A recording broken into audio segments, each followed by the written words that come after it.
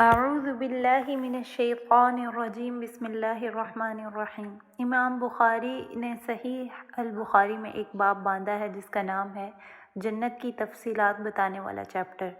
اور یہ حقیقت کہ جنت پہلے ہی تخلیق کی جا چکی ہے۔ امام بخاری اس باب میں یہ بتانا چاہ رہے ہیں کہ جنت بہت پہلے ہی سے تخلیق کی جا چکی ہے اور جہنم بھی، اور وہ حدیث بیان کرتے ہیں کہ اللہ تعالیٰ نے فرمایا میں نے اپنے مومن بندوں کے لیے پہلے ہی وہ جنت بنا دی ہے جو نہ کسی آنکھ نے دیکھی، نہ کسی نے اس کے بارے میں سنا، اور نہ ہی کوئی ذہن اس کی منظر کشی کر سکتا ہے۔ اللہ تعالیٰ قرآن میں سورہ سجدہ میں فرماتے ہیں کہ کوئی ذی روح یہ نہیں جانتا کہ اس کے لیے کیا اجر چھپا کے رکھا گیا ہے اس کے نیک اعمال کے بدلے میں۔ ان ساری باتوں سے یہ ثابت ہوتا ہے کہ ہماری تخلیق سے بہت پہلے، بلکہ جنوں کی تخلیق سے بھی پہلے اور فرشتوں کی کثیر تعداد کی تخلیق سے پہلے ہی جنت بنائی جا چکی تھی۔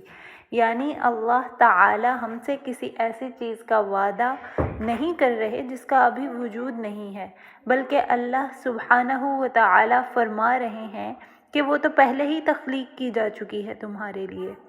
امام بخاری نے اس باب میں وہ تمام احادیث جمع کی ہیں جن میں نبی صلی اللہ علیہ وسلم نے یہ بیان فرمایا ہے کہ جنت پہلے ہی تخلیق کی جا چکی ہے۔ اس بات کا مقصد مومنین کو تسلی پہنچانا ہے۔ اسی لیے جب نبی صلی اللہ علیہ وسلم کے بیٹے کی وفات ہوئی تو آپ صلی اللہ علیہ وسلم نے مومنین کو بتایا کہ میرا بیٹا ابراہیم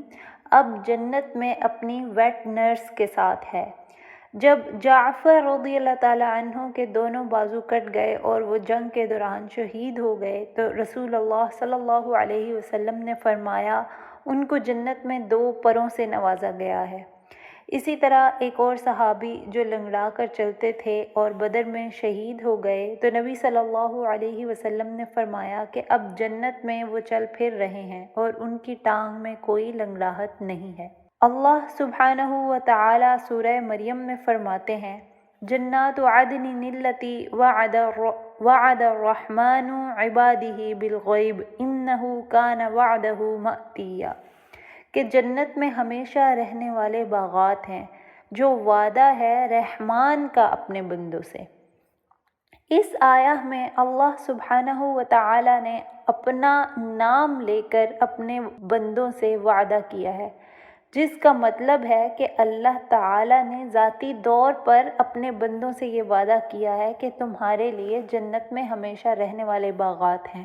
اور یہ بہت بڑی بات ہے، یہ اللہ تعالیٰ کا پرسنل پرومس ہے اپنے بندوں سے۔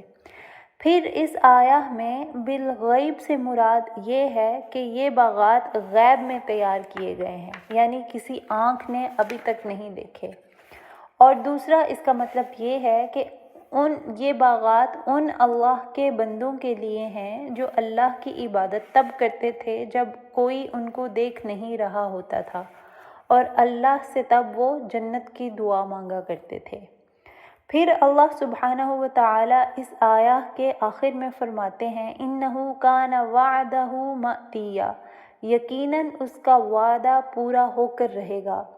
وعدہ پورا ہونے کے لیے جو لفظ استعمال کیا گیا ہے وہ ہے مأتیہ، جس کا مطلب ہے کہ کوئی چیز ڈیلیوری کے لیے تیار ہے، یعنی آپ کی طرف آ رہی ہے۔ سبحان اللہ، مومن ہر گزرتے دن کے ساتھ جنت کے نزدیک پہنچ رہا ہوتا ہے، اسی وجہ سے وہ اس دنیا کے نقصانات پہ غمگین نہیں ہوتا۔ آپ امیجن کریں کہ جب آپ کچھ آن لائن آرڈر کرتے ہیں تو جب آپ کے آرڈر کا سٹیٹس بدلتا ہے آؤٹ فور ڈیلیوری تو آپ کتنا کمفرٹیبل فیل کرتے ہیں۔ اللہ تعالیٰ نے سیم یہی سٹیٹس آؤٹ فور ڈیلیوری جنت کے لیے یوز کیا ہے کہ یہ تیار کی جا چکی ہے، بس آپ کو ڈیلیوری کرنے کی دیر ہے۔ اسی لیے رسول اللہ صلی اللہ علیہ وسلم نے فرمایا جنت تم سے اتنے قریب ہے جیسے تمہارے جوتے کے تسمے، اور جہنم بھی اتنی ہی قریب ہے۔ علماء کا خیال ہے کہ جوتے کے تسموں کی مثال اس لیے استعمال کی گئی کیونکہ قبر آپ کے قدموں کے نیچے ہے، یعنی زمین میں،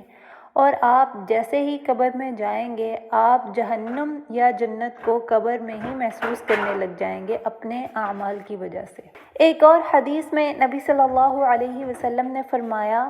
اللہ سبحانہ و تعالی نے پہلے ہی جنت اور جہنم میں تمہارے لیے گھر تیار کر رکھا ہے۔